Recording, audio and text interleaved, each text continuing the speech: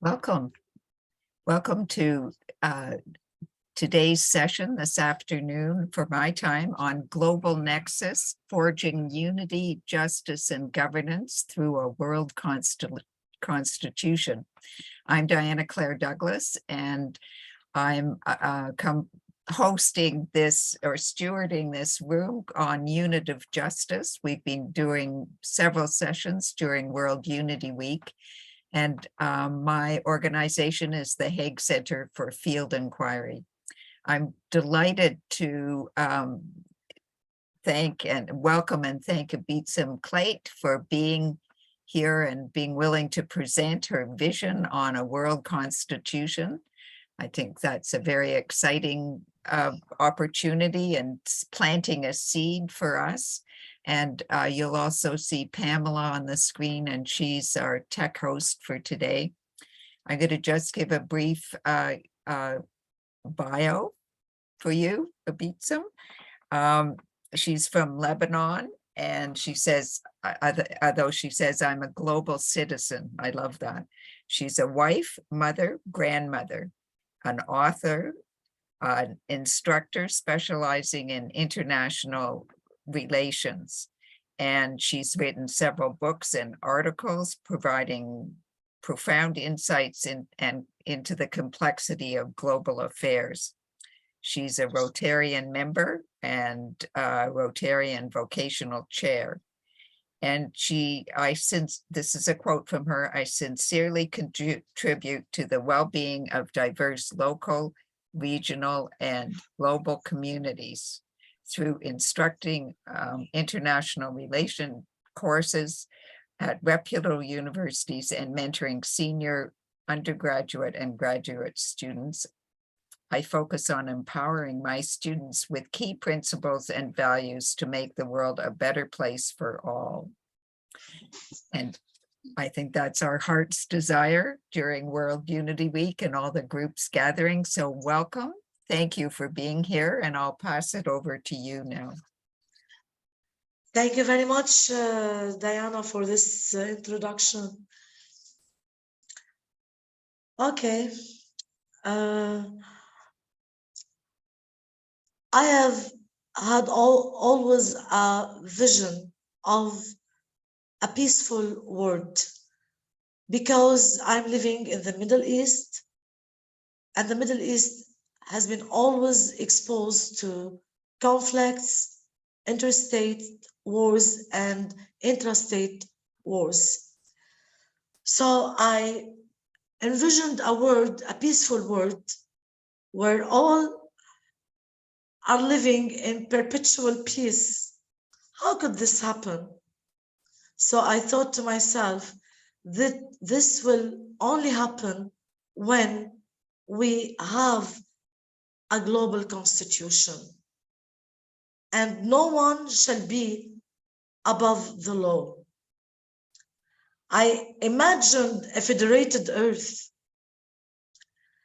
and indeed only yesterday I found that a draft constitution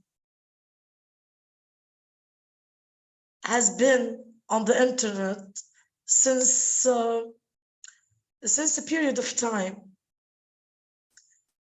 Okay, let me share the slides first.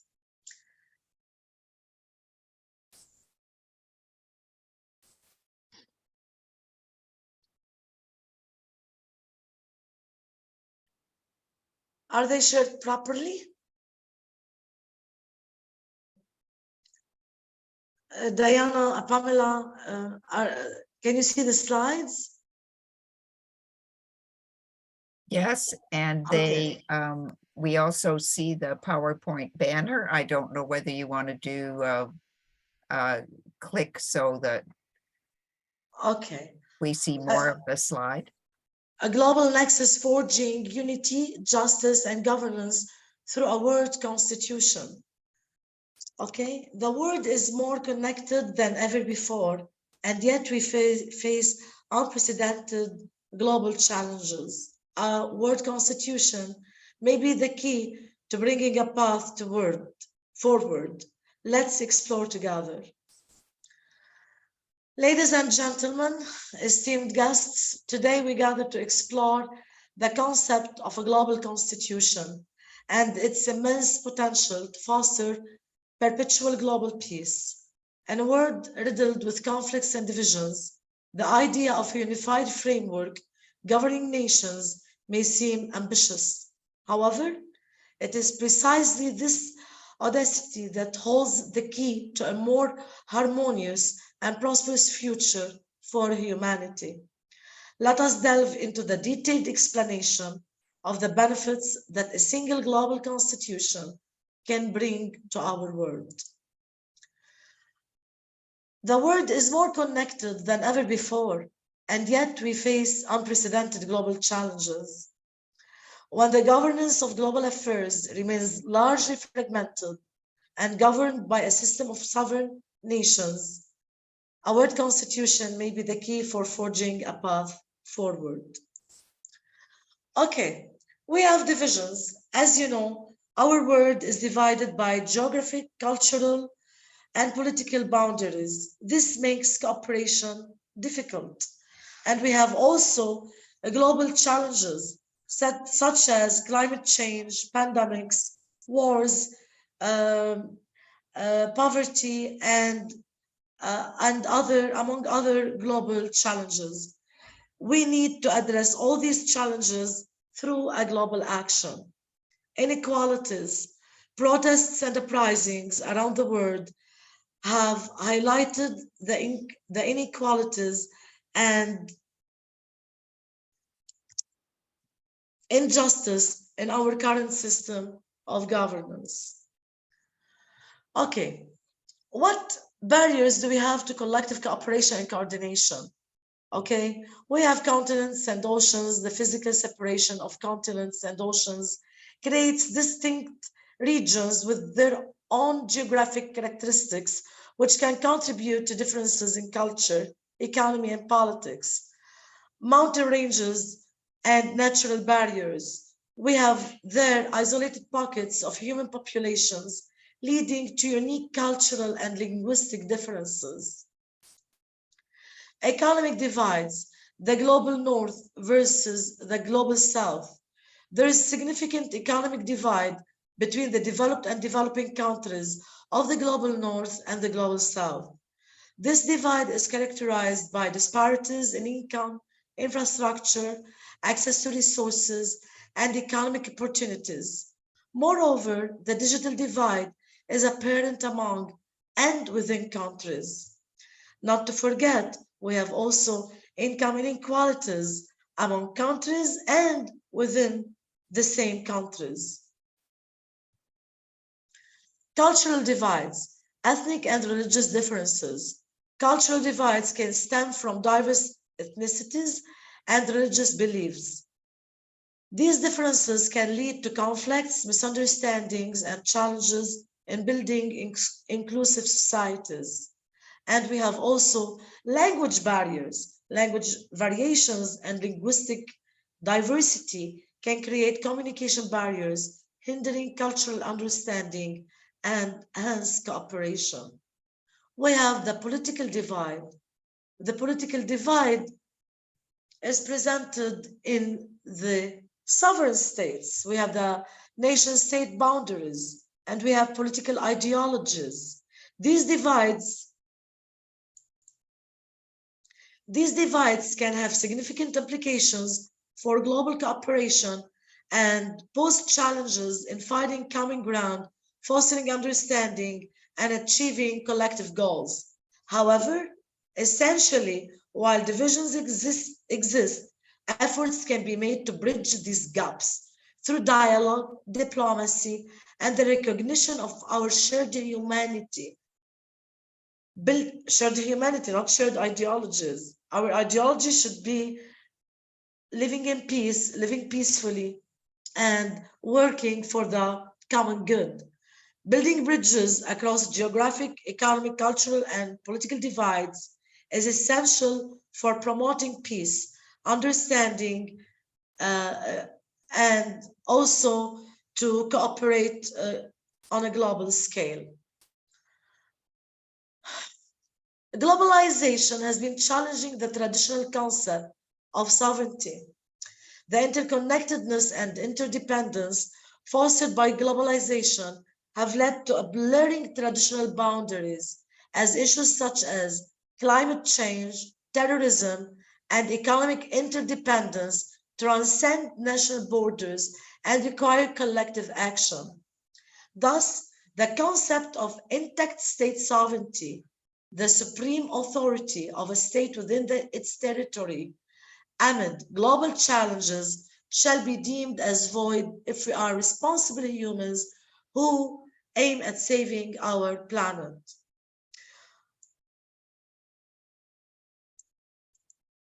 In this context, the idea of prioritizing the well-being of the planet and recognizing the limitations of intact state sovereignty becomes increasingly relevant.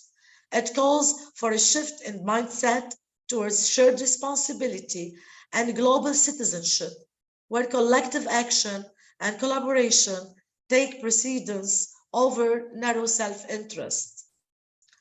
Efforts such as international agreements, treaties, and global governance mechanisms aim to address global challenges collectively.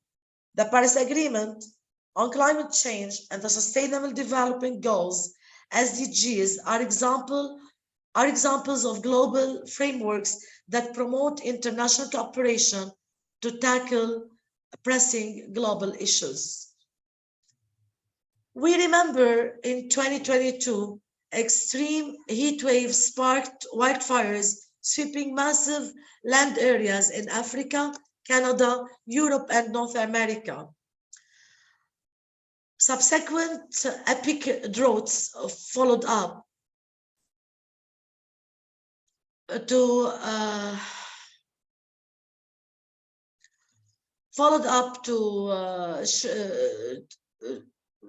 what is this word? To shrink,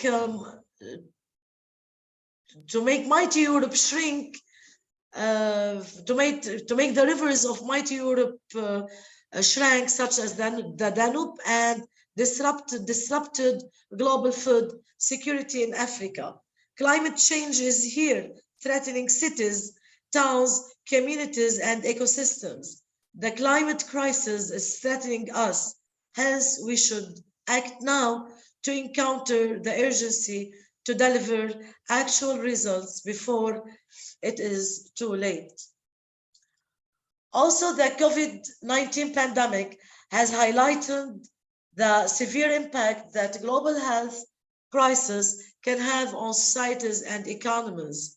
Preparedness, early detection, and effective response mechanisms are crucial in preventing and mitigating the spread of pandemics. Cooperation among nations, international organizations, and healthcare systems is essential for sharing information, resources, and best practices. The poverty line, based on 2017 prices, is the extreme poverty line is $2.15 per person per day, according to the World Bank. Protests demanding social justice, protests and uprisings in various parts of the world have shed light on the inequalities and injustices prevalent in our current systems of governance. Over the past decade, we have witnessed numerous movements and demonstrations demanding change, social justice, and an end to systemic discrimination. These protests have covered a wide range of issues, including economic inequality, racial injustice, policy brutality, corruption, lack of political representation, and environmental concerns. People from diverse backgrounds and communities have come together to challenge the status quo and advocate for a fairer and more inclusive society.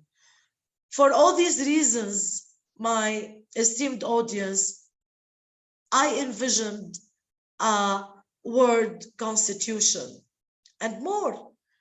We have more examples. The examples are numerous and they are infinite. The Arab Spring, which began in 2010 and led to widespread protests and uprisings across several countries in the Middle East and North Africa.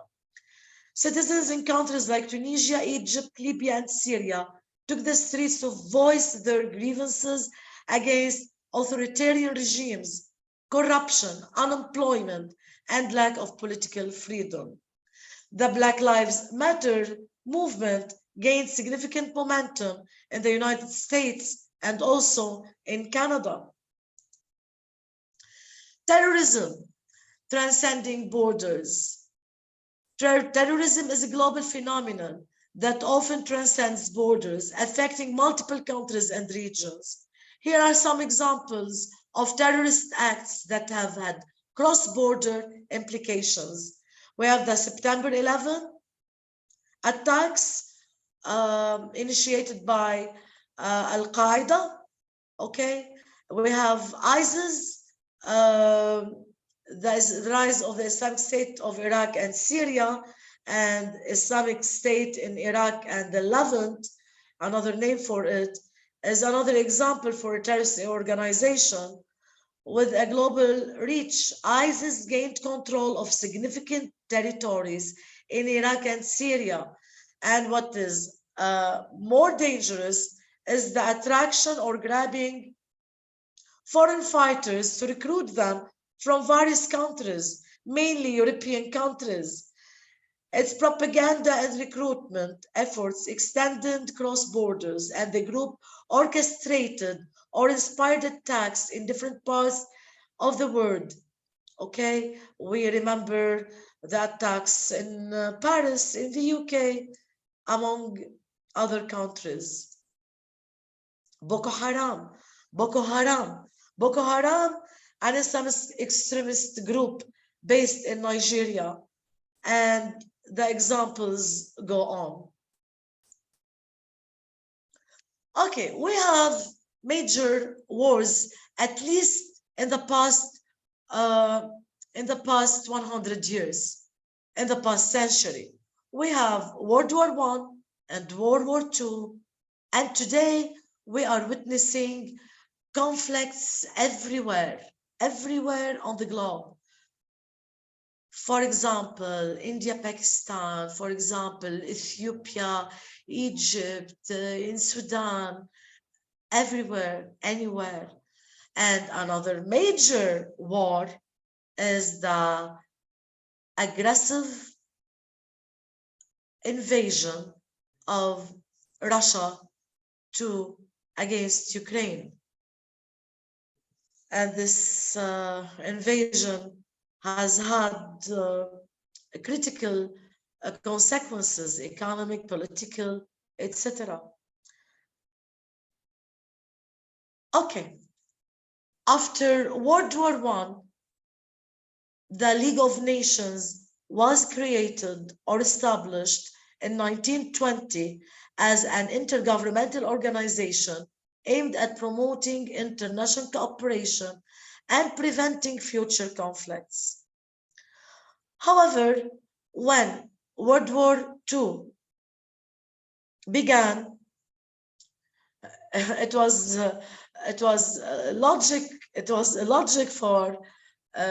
irrational for the League of Nations to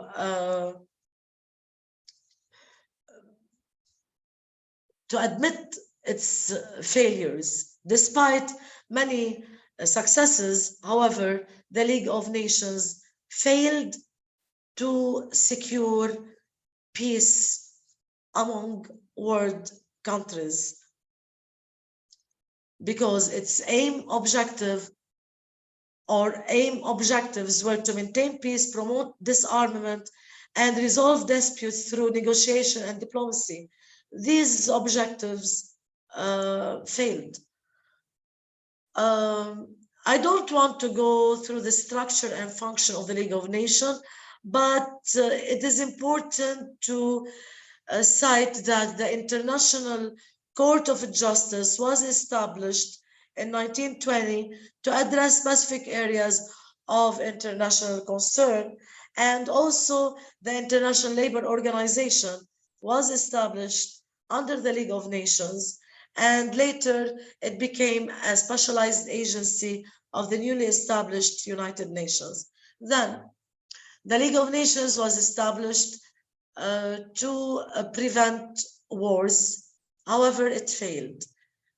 And after WW2, the United Nations also was established, but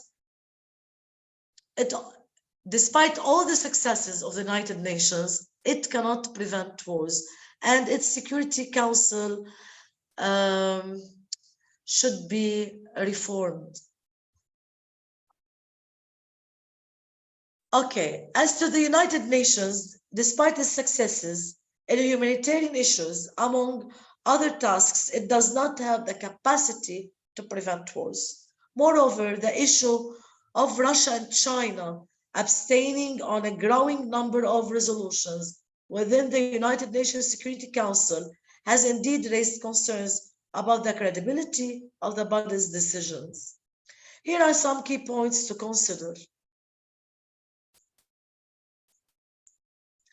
Voting dynamics, what to reform at the UNSC, United Nations Security Council. Voting dynamics, the geopolitical considerations, Russia and China's abstentions or use of veto power often reflect their respective geopolitical interests. They may abstain or veto resolutions that they perceive as infringing upon their sovereignty or interfering in their internal affairs. These decisions can also be influenced by their alliances, regional dynamics, or broader strategic goals.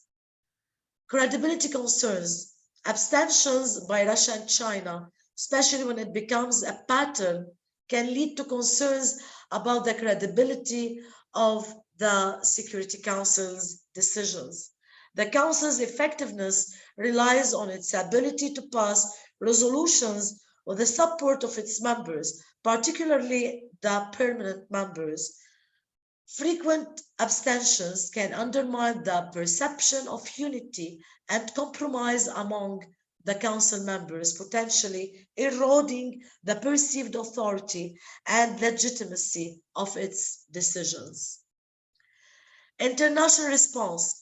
The abstentions by Russia and China have sparked debates among other member states, international observers, and civil society regarding the effectiveness and reform of the Security Council. Some argue that the veto power should be revised or limited to ensure more representative decision-making and prevent individual states from impeding collective action. And balancing act. It's important to note that abstentions and the use of veto power are not exclusive to Russia and China. Other permanent members of the Security Council have also exercised their veto power on significant resolutions in the past. Okay, as I said, and as we all know, terrorism, climate change, and the interconnectedness of globalization have been challenging the traditional concept of sovereignty, because sovereignty in its traditional meaning, it refers to the supreme authority of a state within its territory. No state on this earth enjoys complete and intact sovereignty because, as I said, of terrorism, climate change, global issues, interconnectedness also, migration issues, etc.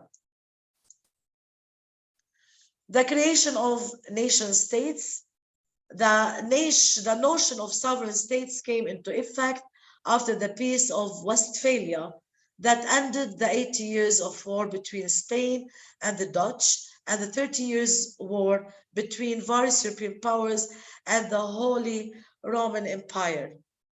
Revolt against the future emperor of the Holy Roman Empire, Ferdinand II, sparked by Protestant Bohemian and Austrian nobles when Ferdinand II attempted to exercise Roman Catholic absolutism over his empire.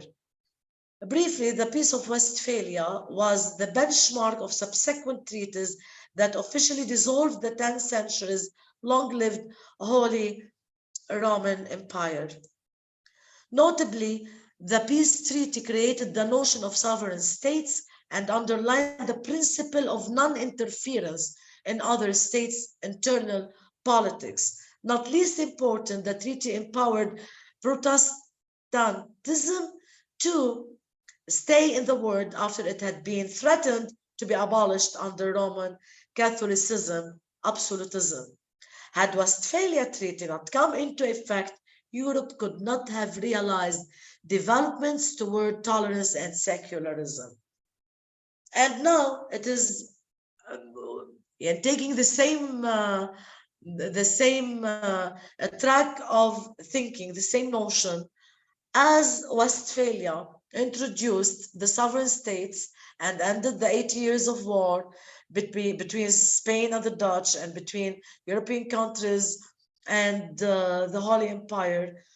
Now the word constitution, the word government, the word parliament will end all wars once and for good, because the word government should not have an army, no army at all, no weapons at all. There are no weapons.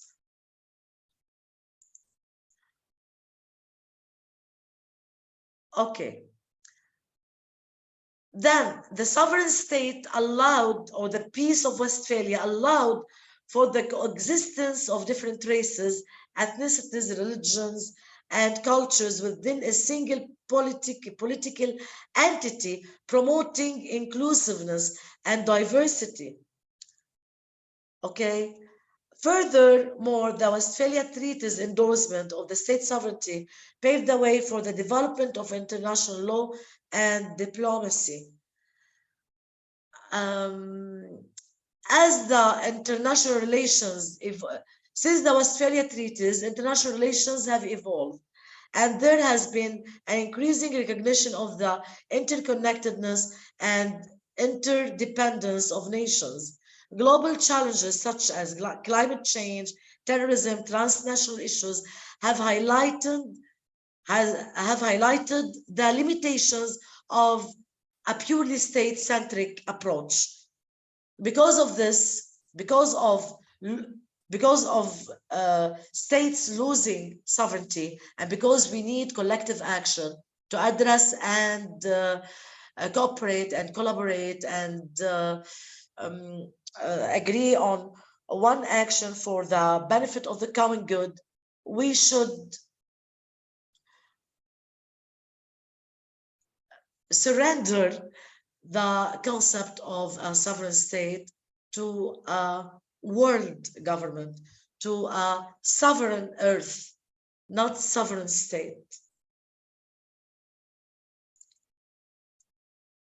I just want to give a time check to you. You're halfway through your time. So okay. Okay, let me skip these slides. Poets, philosophers, former President Mr. Harry Truman, Einstein, presidents of the US, philosophers worldwide, they all advocated a world government.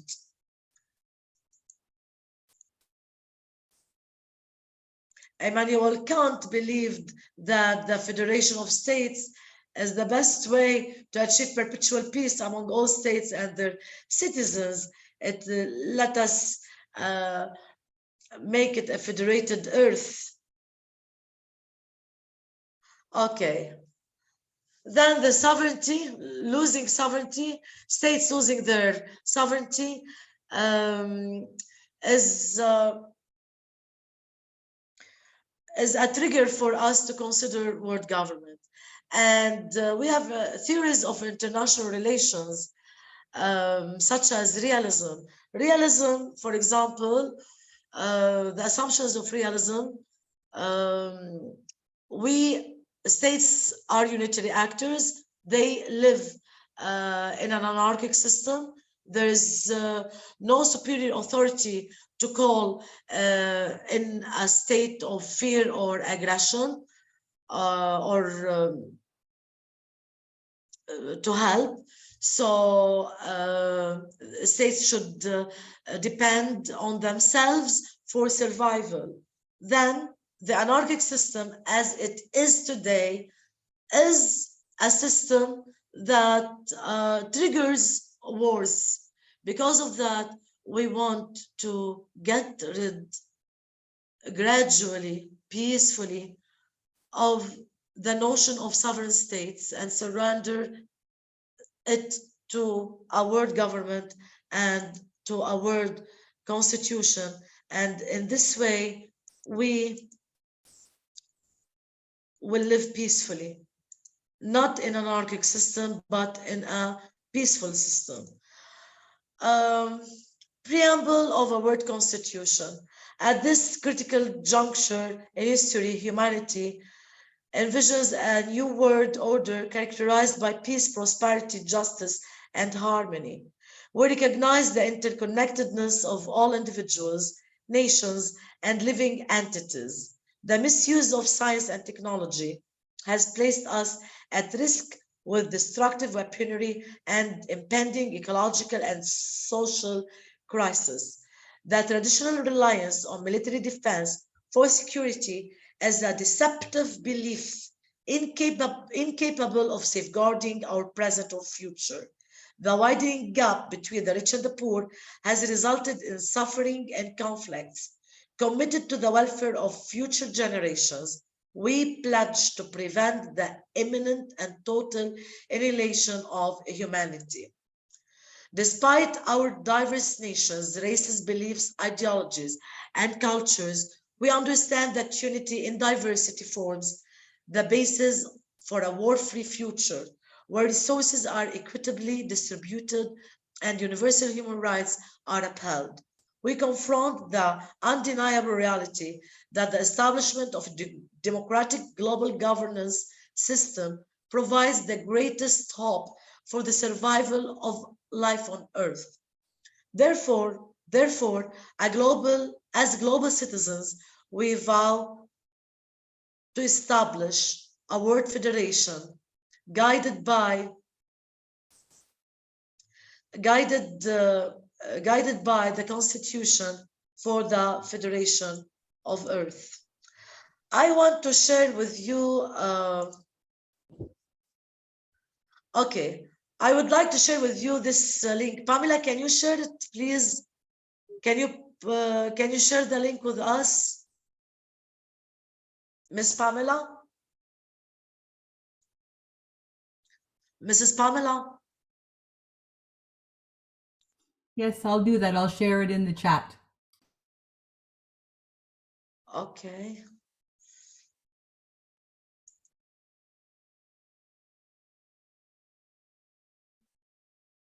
Do you want Pamela to open it, or are you going to open the room? I'm opening it, but I want to share it with you.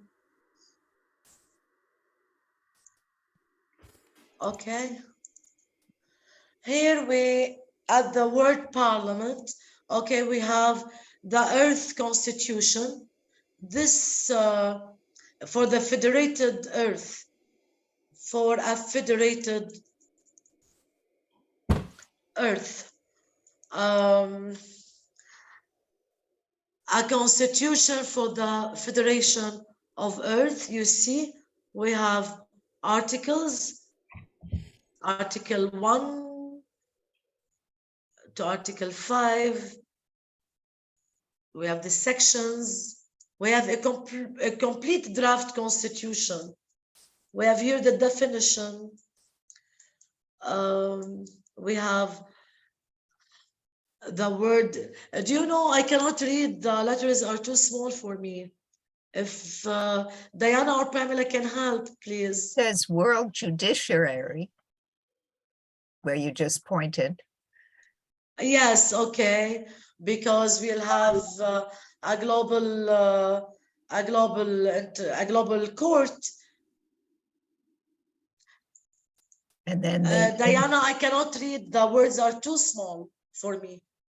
the enforcement system, and then the world ombudsman, and then it goes down to Bill of Rights for the citizens of the earth, directive principles for the world government, safeguards and reservations, world. So there's many, it's covering very broadly, and how to ratify this, and amendments and actions to be taken by the World Constituent Assembly.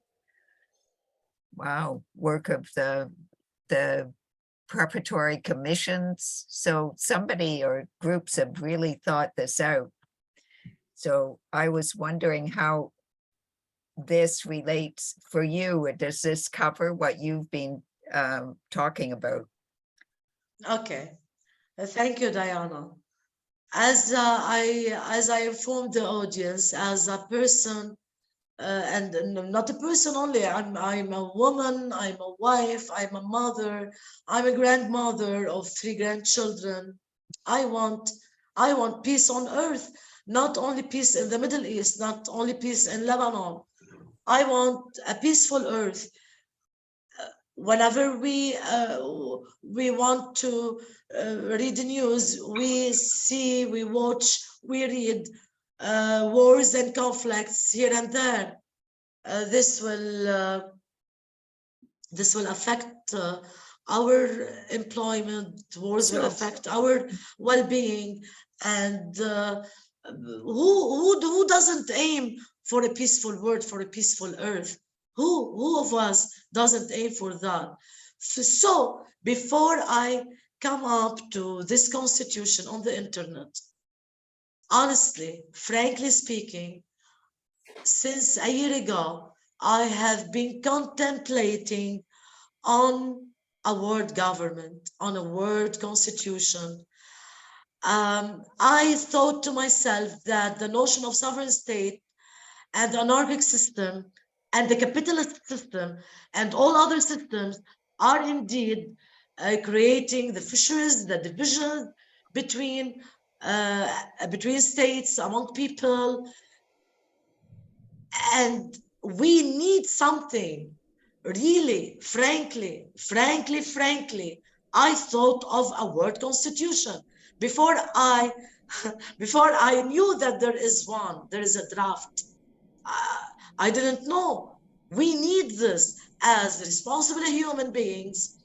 If we care for our humanity, for the well-being of earth, for the well-being of humans, for humanity, for the universe also, okay, we should abolish, okay, peacefully, gradually, the notion of sovereign states and go for a one united world government under that is ruled by a constitution, a world constitution. In that way, poverty at least will be mitigated to the maximum. Wars, there will be no wars. There will be no, what can I say? Whatever you dream about a peaceful world will be realized. The digital divide, there will be no digital divide. Food for all, there will be food for all. No discrimination. Inclusiveness. What, Diana, do you want to comment, please? Will you stop share so we can see everybody? And in the last 10 minutes or so, we should open it up, I hope, to others if they want to participate. I noticed, Michael, you had put several things in the chat that were very beautiful. I wonder if you want to come forward and respond to what you've heard and share what you have to share. We can't see Michael, but I believe he's here.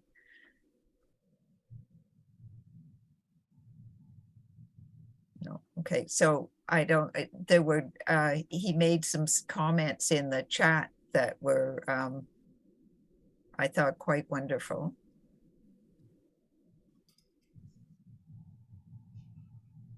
Shall we ask, is there anyone who wants to respond so far? Because you've shared a lot and we know there was a lot more for you to share and it's a very limited time. Pamela, I'm wondering if you have anything that you would like to respond or ask, and we'll just open that up. Go ahead. I think a lot about systems and structures, and for me, and I also am very aware of what's gone on for the indigenous people here in the Americas, and for me, one of the very strong phrases that I hold, given what I've seen in the Americas, is you cannot have a distant master who will be good. And so basically, I see things need to always be, any control needs to be local. So I do love the idea of a world collaboration happening, and and given what we've seen with nation states, that they do become controlling and not necessarily the best for the people. How would we prevent that at a global level? How would we ensure that a world government is not going to fall into the same trap as most of the other nation state governments have fallen into? Okay, by checks and balances, dear Pamela, thank you for your question. It is a significant question. By checks and balances, and by ensuring and implementing and enforcing also human rights. We should make sure that the human rights are, maybe you don't like the word enforced, but by the Constitution, the human rights should be binding rights. They should be binding.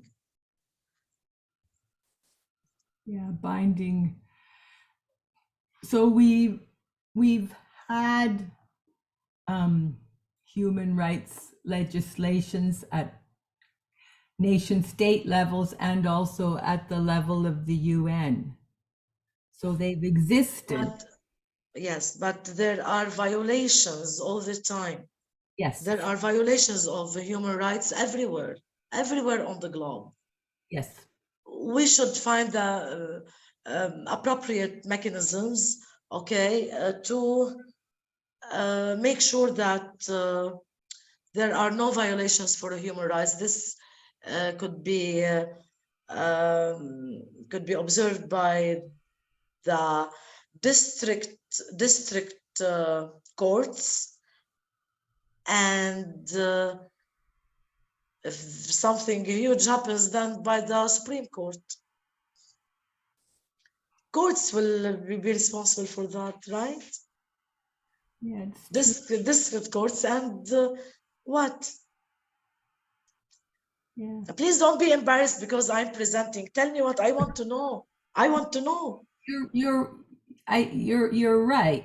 Somehow balancing nation state with courts is often a mechanism to prevent tyranny within a country government. That is an important, yes, I get that one. Okay, thank you. What else? I have my aunt, she speaks Arabic, ليلى. ليلى، إذا بدك تسألي السؤال بالعربي عن الموضوع بليز اسألي.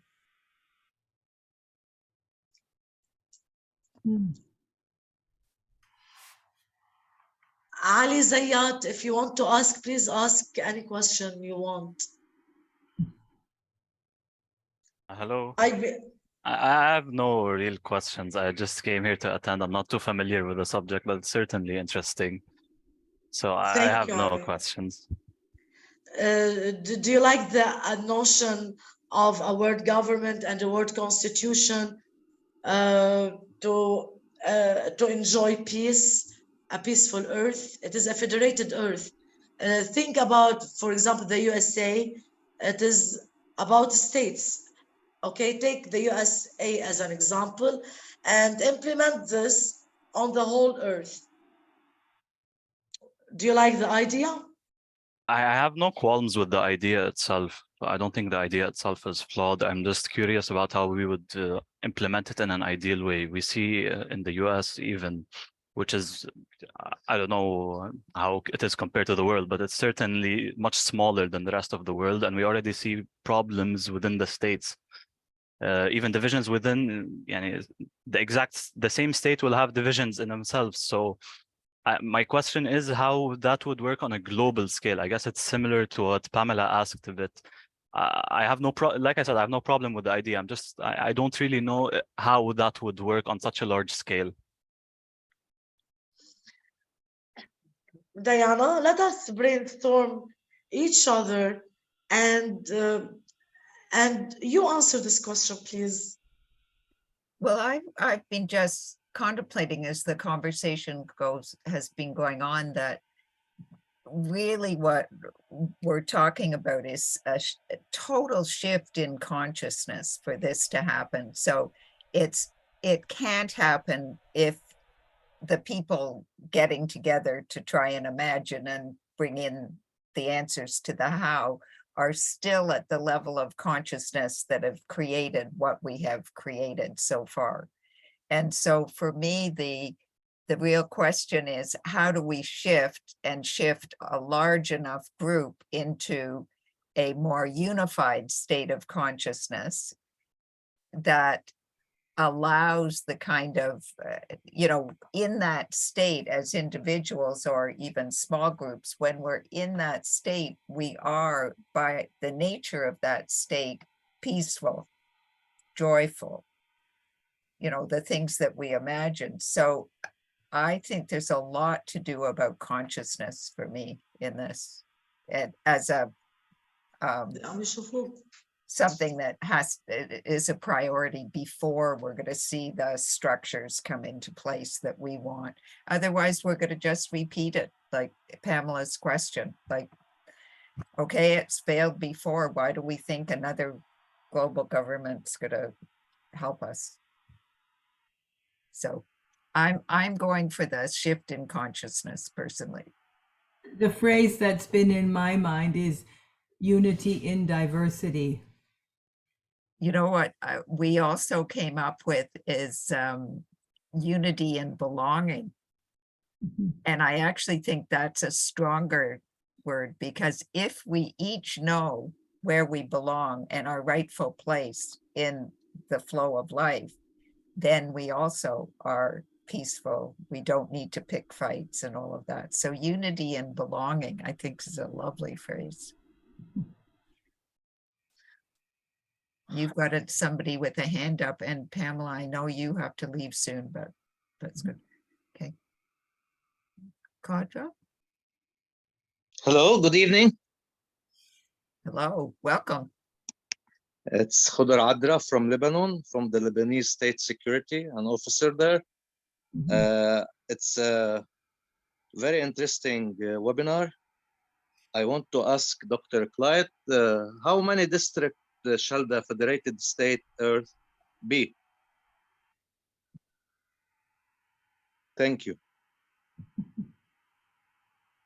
I don't know how districts shall be there, but however, I read in the Constitution that the districts shall be 1,000 districts, I believe, but we should all, the attendees, I mean, and I shall read more the Constitution and to get more familiar with it and with many questions that may pop up and answers. I can ask Diana and Pamela why there are 1,000 districts in the Constitution. The Earth, the federated Earth, is divided into 1,000 districts. I read it. Is this true? No. I haven't read the Constitution that you just found yesterday, so that's cool. I think it's cool you found it. I have no idea, though. Maybe that's a sort of a system number that works. We don't know, Khadur. We don't know. We don't know how many districts, but you can ask the question in another way. Based on what the districts are divided. Exactly. That's a And good how question. it will be ruled. Who gonna rule it?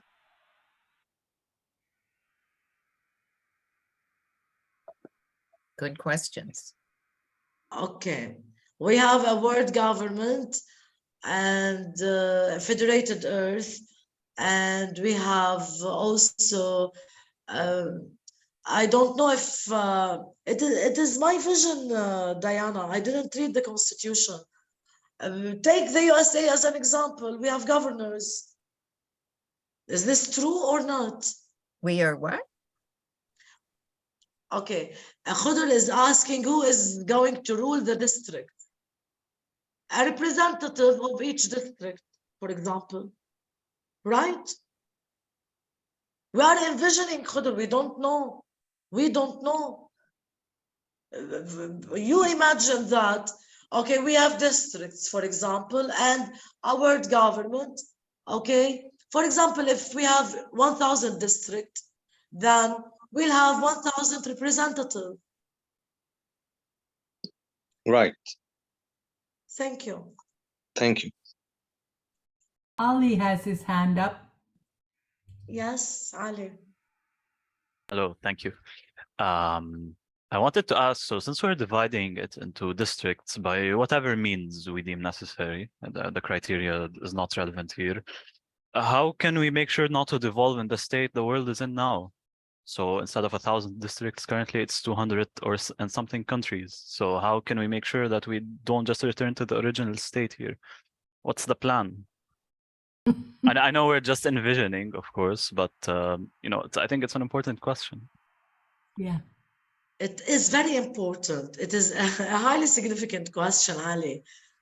Ali, as I'm admitting, frankly, I envisioned a world constitution, okay, and a world government to end wars, poverty, divisions, discrimination, etc. However, I only discovered that there is a world constitution yesterday. I had no time to read it, and this question could be addressed to Diana or Pamela. You know what? We're coming to the close, and I think it's such a good question. We should just hold it as that's what emerged out of what you gave us today is the concern, because it was expressed It is, yes. several times. You've got this vision, but how do we prevent ourselves going backwards into, in fact, where we are now? Is there anything just in closing, because we've got 3 minutes, so is there any final thing you would like to say, Ibtissam, and then otherwise I'll say goodbye in the way I do. Okay. Okay. It is crucial to underline that our government and our constitution would indeed mitigate conflicts. It will they will eradicate wars once and for good, because our government is because the states or the districts are disarmed. There are no armies. Okay, we are envisioning something very beautiful for a peaceful earth, for individuals, for people, for diverse populations from diverse cultures to live peacefully. But how the districts will be divided and allocated, etc., I don't know. But the big idea, okay, of a world government and a world constitution is indeed the only exit for us to live peacefully. Sovereign states triggers wars. Sovereign states trigger wars. The anarchic system triggers wars. Then we should find something else that is successful. At least we should give it a try. The anarchic system doesn't work. We will always be prone to wars everywhere because of our greed, because of our selfishness, because we want to survive in an anarchic system where there's no supreme police or court or whatever authority to resort to when we need help. In a world government, we have the world government and the constitution and the international, the world court, that federated districts can resort to in times of a dispute, not wars, no wars. Thank you. Thank you. Thank you for sharing your vision today. It's a grand vision, and I really appreciate that you've been willing to share it and all the work you did behind the what you shared. I hope you'll stay in touch as it blossoms, your vision comes into form even more because it's important. Thank you. Thank you. And thank you all for who are here and attending and asking questions. I really appreciate that. Thank you, And, Diana and Pamela. if you go to World Unity Week, you can find a schedule of, there's still activities today, Friday and Saturday. So please, enjoy the feast that's available in the groups that are all with a vision of coming to live in a world of peace and unity. May it be so. Love and Thank blessings. you very much. Thank you, you. Diana. Thank you, Pamela. Thank you for all the attendees. Thank you, Layla, Khudr, Ali, and all the attendees. Dr. Medel, he left, and all the persons who attend. Thank you, Pamela. Thank you, Diana, for granting me this precious opportunity to present word unity and to present my vision to my audience. Thank you very much. Please Thank keep in you. contact.